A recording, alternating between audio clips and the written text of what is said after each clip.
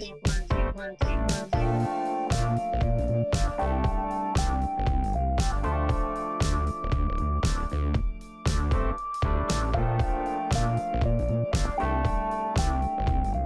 Tokyo, my dear friends. This is Daisuke, and I very much hope that this video finds you well and in very good spirits wherever you are in the world. And today, if you don't mind, I'd like to continue on with the 31 days of cop films and gangster films from the year 1970 to the present. And for purposes of today, and specifically for purposes of the discussion within the cop or police film genre or category, I'd like to focus in today, if I may, on a work or series of works that I understand was broadcast initially on television in the United Kingdom in 2009, and then later found, say, overseas theatrical distribution or other theatrical or television distribution in other jurisdictions around the world sometime later. But we have, as I say, a series of works, and in terms of these films, there are three, and they are regarded as being components of an overall trilogy. And this trilogy of works, or these three works, cover the wide expanse of time, and that they actually cover different points in time. And we also understand that this series of films has within it, either peripherally or centrally, depending on the plot or subplot or film that we're talking about, because this is a film, or these are works that are, this is a sprawling epic that is spread out over many characters across a wide expanse of a community. And therefore we have so many moving parts. And so there are so many moving parts and so many plots and subplots and subplots and character arcs that this makes for incredibly epic, compelling viewing indeed. And so these focus in to a certain degree or another on Yorkshire area in the United Kingdom, and specifically regarding a series of very violent crimes that have been regarded or known maybe as the Yorkshire Ripper killings. And so this is the subject matter around which, or on which, these series of works revolve. And as I mentioned, there are so many characters and so many great compelling and shocking and very dramatic plots or subplots. And so therefore we have this great ensemble cast that is spread out over the three works. So within that ensemble cast, we have great actors, for instance, like Warren Clark, or Andrew Garfield, or Rebecca Hall, or Paddy Considine, or Mark Addy, or David Morrissey, and Sean Bean, and others. So many here, and they each play their respective characters, and depending on the story or subject matter, they each go through their own specific trajectories, leading them to specific conclusions that may or may not play themselves out from the very start to the very end. So this is an incredibly epic, compelling watch, and I'm referring to the works that can be regarded as a whole as Red Riding, or Red Riding Trilogy. And Red Riding Trilogy, or this overall encompassing work, is made up of three works separately. And those works are Red Riding 1974, Red Riding 1980, or Red Riding 1983. Or I should say, in the year of our Lord 1974, in the year of our Lord 1980, in the year of our Lord 1983. So these are three separate, distinct works, and you can tell from the titles that they are each focusing in, respectively, on a specific point in time. And so the overall conceit is we have this community that is that has this police force or police presence, and there's also an element of crime and, two, violence against members of society, the innocent members of society. So, on the one hand, we have efforts by the police to try to catch the perpetrators, make the investigations, and to protect the innocent, and to mete out justice in the name of law and order. So that's the bedrock principle. However, at the same time, or notwithstanding that, or despite that bedrock principle, we also have a sprawling epic story within the context of the characters and their interactions and associations between and among themselves in this community. We have this epic story that is also focusing in, or perhaps associated, in an associated way, focusing in on police corruption, also on the corruption of the state, or the corruption on a broad level, dealing with graft or bribery, dealing with unsavory elements, dealing with, say, illicit sex-related crimes or trafficking or things of a similar nature. And also we have serial killings, and we have victims that are also, there's also maybe a line of plot or subplot which may or may not be related, having to do with victims who are also children. And so these are very unsavory and quite chilling and disturbing themes. And so this is also a way to say that these works approach these themes and the story matter in a way that is very compelling. It never loses sight of the fact that this is very heavy stuff, very heavy subject matter, and it's doing it in a way that has a lot of gravitas, and also a lot of intensity, and also a lot of fidelity to the various themes, and also the various, say, plots and characters that are revealed to us, and that we are introduced to as we go from film to film to film.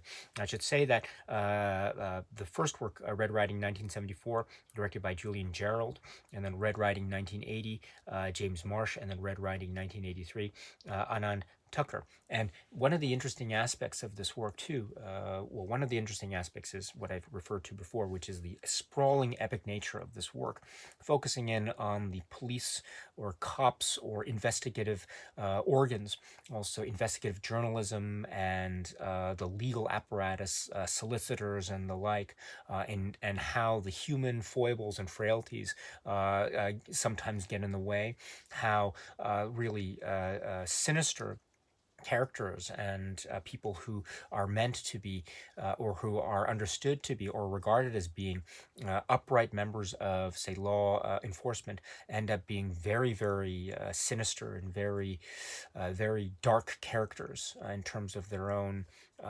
immorality. With regard to the world around them. And so in that way, in those very multi-level ways, we have the interaction of character and plot that goes over and covers this wide expanse of time. And so because of that wide expanse of time coverage, that also allows for the intricate examination, the deep-rooted nature of corruption and crime and greed and rot, and the rot of morality, and how we might see a very nihilistic view, and how that nihilistic view captures us with a sense of gravitas and emotional weight in terms of the drama, because these are very intense themes indeed. But also along the way, or we hope what we might see along the way as viewers, is those moments of shining light, people who try, or characters who try, in the face of all adversity, to still try to do what might be said to be the right thing. Will they succeed, or will they not succeed? That is one of the ways in which this work, or series of works, the Red Riding trilogy, really hooks us, the viewers, into this compelling watch or series of watches. So that's one level of, I think, the compelling nature of this. But also, I mentioned the sprawling epic nature of it, that is, I think, really fueled along quite brilliantly by the structure of this. This is a three-part trilogy, but each work operates on its own, say, cinema or visual grammar, in terms of, say, a film, a way of filming and photography and aspect ratio and the like, which I think adds to a sense of differentiation, the adding the unique style to each proceeding, to each work, but also at the same time giving a sense of continuity because of the interlinking stories and subject matters, and also the interlinking plots and character arcs, etc. So we see continuity, but we also see freshness and inventiveness with each differing with each various work, and so that also adds a sense of visual flair. It also adds a sense of grave intensity. Also, when one is regarding this work as, say, one continuous work, we have three separate components that are about, say, 90 minutes to maybe a little bit less than 2 hours. So around that mark. So multiply that by 3.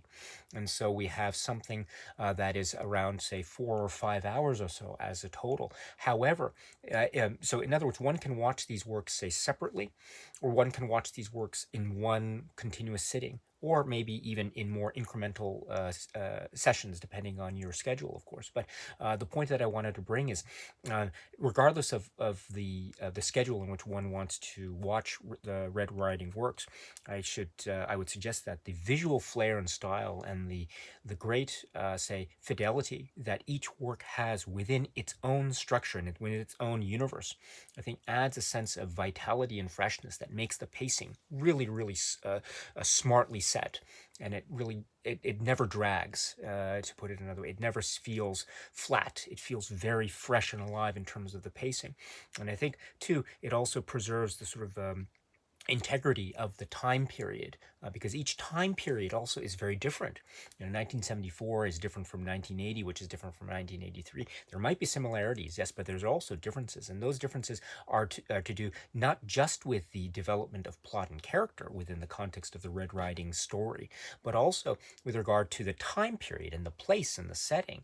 And so these aspects too are things that we as viewers need and absorb in order to let us know that this is a wide expanse of a story that is touching upon many, many levels at once, also in terms of time and society and history, because we also understand that there are connections to the idea of based on real life events, etc. So this also gives us a sense of a type of almost verite style that is also at the same time stylized and cinematic, and each has its own style to a certain degree or from a certain perspective anyway. So that is another brilliant aspect of the trilogy as a whole. Now, I mentioned the underlying story as well, and so we understand too that this is based upon a series of works, a series of books by author David Peace. And in fact, the underlying works are, they're not 3 of them, there are actually 4 underlying books. We have the time periods of 1974, actually 1977, 1980, and 1983. So it's, in terms of the literary works by David Peace, the author, it's oftentimes regarded as a whole as the Red Riding Quartet. However, for purposes of the films, we have the trilogy, and so it is my understanding that the specific novel for 1977 was not adapted directly for purposes of the works, the trilogy.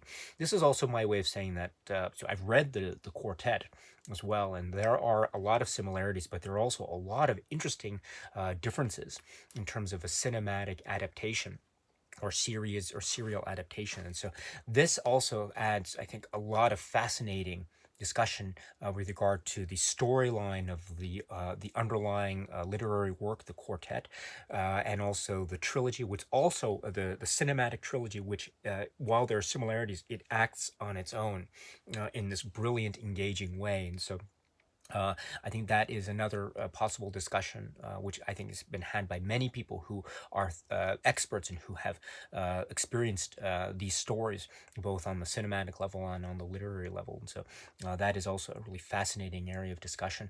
But suffice to say that for my money, these adaptations or these cinema, film, or serial television serial adaptations, I think are really top notch brilliant, splendid entertainment. And they're fueled on, too, by the brilliance of the performances. These performances across the board, wow, wow, wow, wow. And they reveal... they reveal so much, and the idea is too is that these characters are not perfect. They are imperfect, and in fact, for a number of them, they are very, very imperfect.